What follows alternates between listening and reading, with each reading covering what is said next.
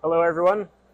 I'm Gene Brulé, owner of Tired Hands, here with my buddy Jeff Norman, um, beer guru, Ales for ALS, Kennett Square Brewfest extraordinaire.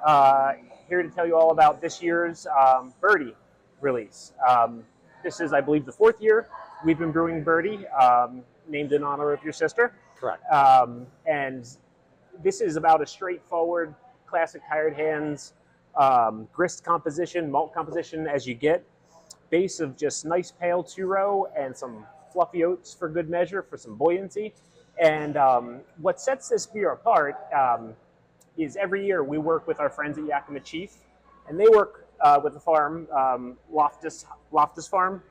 I think Loftus Ranch Farm. And they create a really delicious hop blend that changes slightly every year.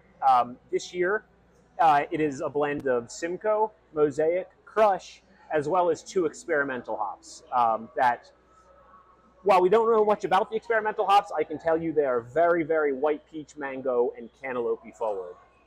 Nice. Yeah, the beer's great. And thanks for having me today. Would you want to tell us a little bit about just how you got involved with Sure, absolutely. So my sister was diagnosed with ALS in April of 2020. Unfortunately, right as the pandemic started.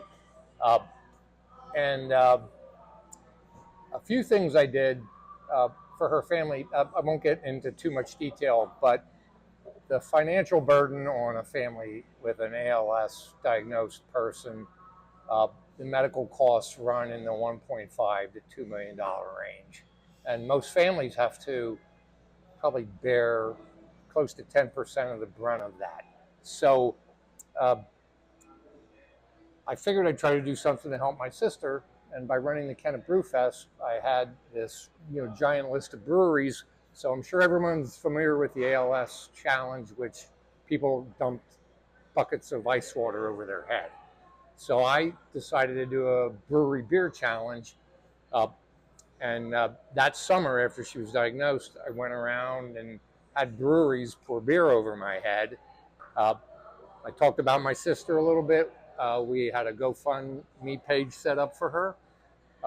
And I just asked people if they enjoyed the videos and wanted to donate, they could do so. And it would be appreciated, obviously. And we had a couple fundraisers for her. We ended up making about $50,000 that I was able to give directly to them.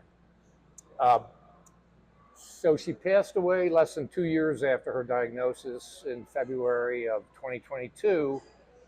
And, I had conversations with her. And one of the last things she said to me was, I hope you can maybe continue to help do something for other ALS people like you did for us, for our family. And interestingly, at the same time, Matt Katase, the owner of Brewed Gentleman, he talked to me and said, we've been brewing this Ales for ALS beer for a couple years.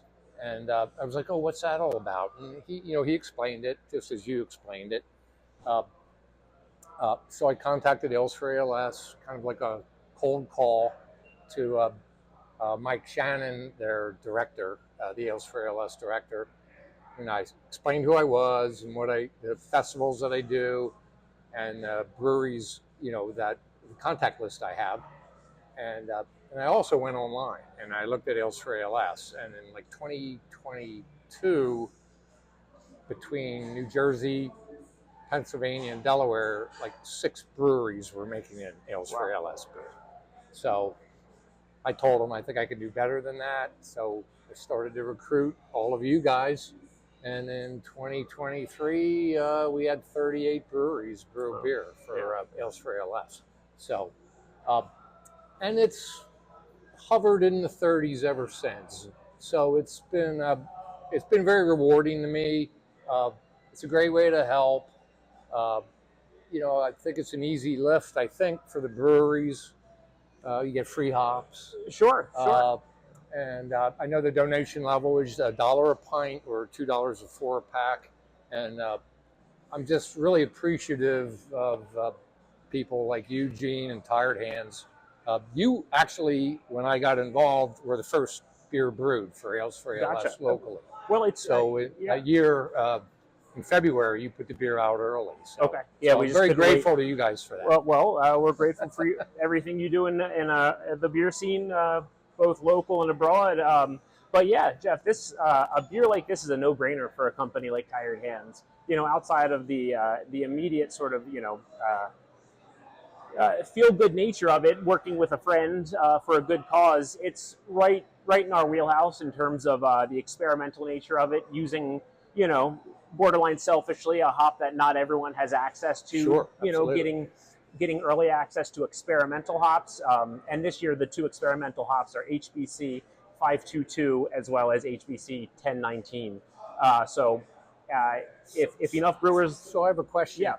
Who actually then names those hops? Via hop blends like this, and just sort of hop growers sprinkling the market with these sort of code-named hops.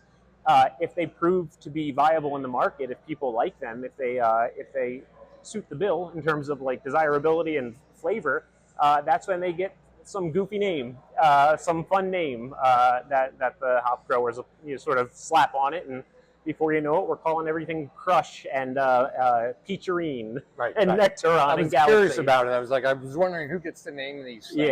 Yeah. A little more to that backstory too. I just wanted to mention. So Yakima Chief's involvement is because they have family members with ALS, and unfortunately, they have the familial version, which means they have gene carriers. So I don't want to say the number, but they have multiple people within their immediate family that either have ALS or are carrying the gene. Gotcha. So it's clearly a labor of love for them as well. Fortunately my sister had what's called sporadic. Okay. So no one knows why my sister got ALS, but she was tested, and she has two sons, so there was no carried on gene connection. So, knock on wood, that was at least something positive that came out of it. But that certainly is the background of why Yakima Chief got involved with the ALS people. Yeah, it seems like the whole top to bottom chain of events that brings beer like this to people, it seems to be just very intuitive. It seems not only just the right thing to do, it's people compelled via real world relationships and experiences to do it and to create these relationships and partnerships. And it was certainly intuitive to work with you after all these years of over a decade working with you via your beer fests and whatnot. Yeah, absolutely. No, you guys have been fantastic throughout all of this. And it's a new label this year. It's very cool. If you don't mind, I didn't really talk about it. A little background on the name. Sure. So my sister was fairly tall. I'm tall, so she wasn't as tall as me, but she was fairly tall, and she had blonde hair. And her two sons called her Birdie because they sort of almost were mocking her, but it was based on Big Bird from Sesame Street. Gotcha.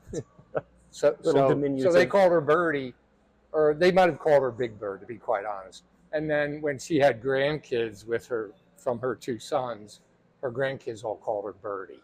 Gotcha. So that's the I'd ask breweries if that story means anything to you or whatever, and you were the first guys to name the beer Birdie, so I'm grateful to that too. Yeah, no, it's a great name, and a name like Birdie, with your help, it'll fly the coop right out of our cold box when you come in droves to enjoy it and support a really good cause. Yeah, absolutely. Yeah.